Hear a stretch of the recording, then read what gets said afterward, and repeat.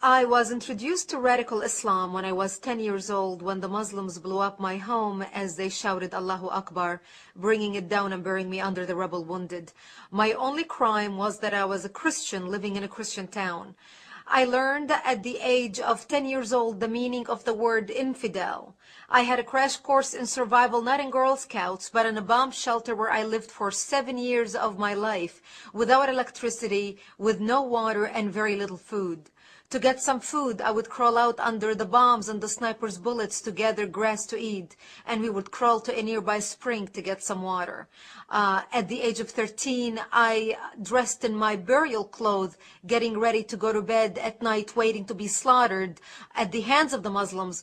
And by the age of 20, I had buried most of my friends who were killed by Muslims. And we were not Americans living in New York, and we were not British citizens living in London. We were Arab Christians living in Lebanon. I come from Lebanon. Many people do not realize that Lebanon used to be the only majority Christian country in the Middle East. We were open-minded, we were fair, we were tolerant, we had open border policy, we welcomed everyone into our country because we wanted to share with them the westernization which we had created in the heart of the Arabic world in the Middle East. Because of the majority Christian presence in Lebanon, we were good in commerce, we focused on building the country. In a very short period of time, Lebanon became Paris of the Middle East, the banking capital of the Middle East.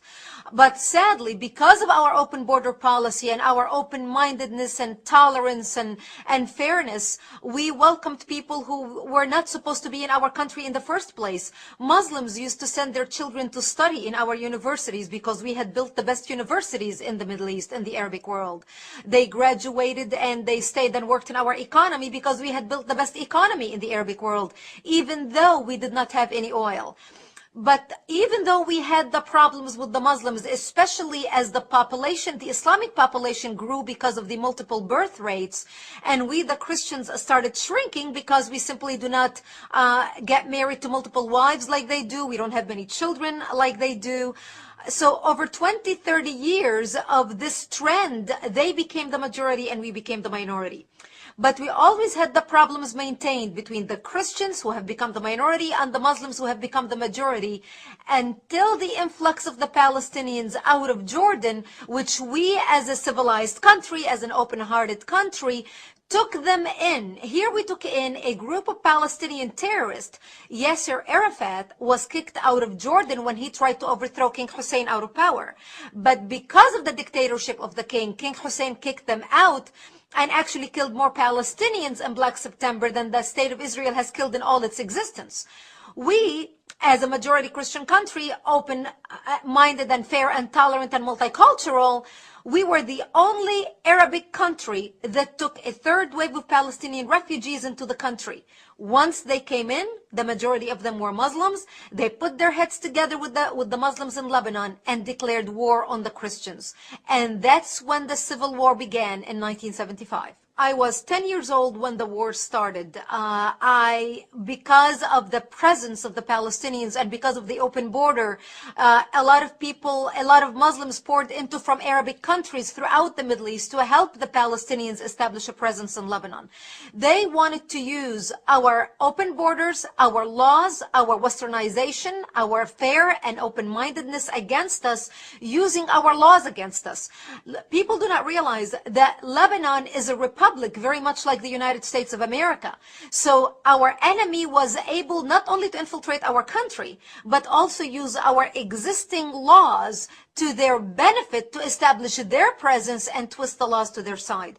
And we had many people in the country, including many Christians, who actually marched with the Palestinians and the Islamists, asking for more Islamic representations in the government for them, thinking that they're taking on the cause of the underdog. However, once the massacring began in 1975, once the Muslims became the majority and started taking over Christian cities and towns and killing them, that's when they would walk into the Christian homes.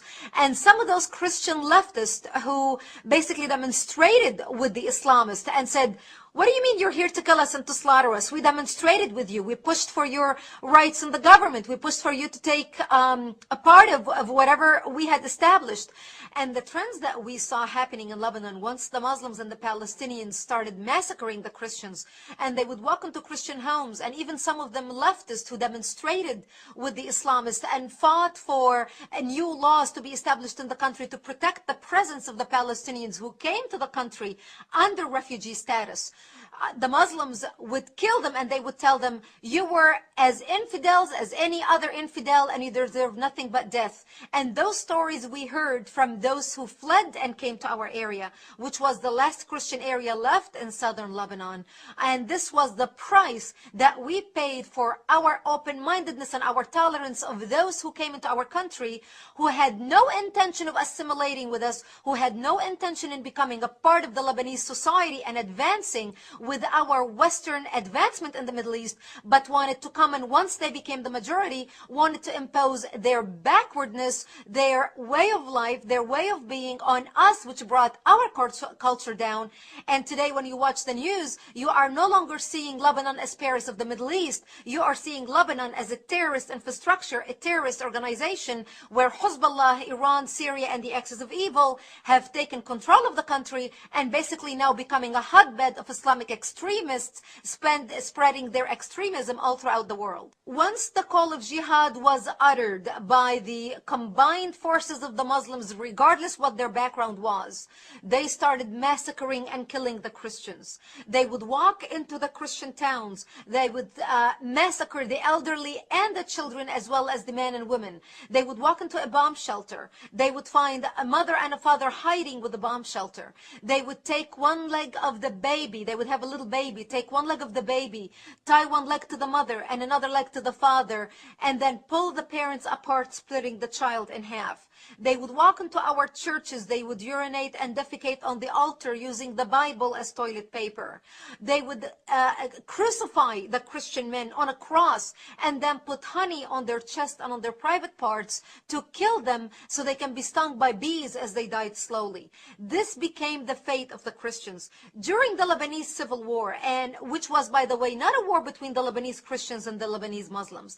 It was a war between the Lebanese Christians trying to defend their existence in the Middle East and their democracy in the Middle East, and the Muslims who came from all around the Arabic world to fight with the Palestinians, to create a base from which to fight Israel, kill the Jews and throw them into the sea, and take Lebanon and declare it an Islamic state. And this is what they have been trying to do, and they have successfully done that using our laws. Today, the Christians in Lebanon are less than 20%. And during the Lebanese Civil War, 160,000, an estimated 160,000 people died in Lebanon.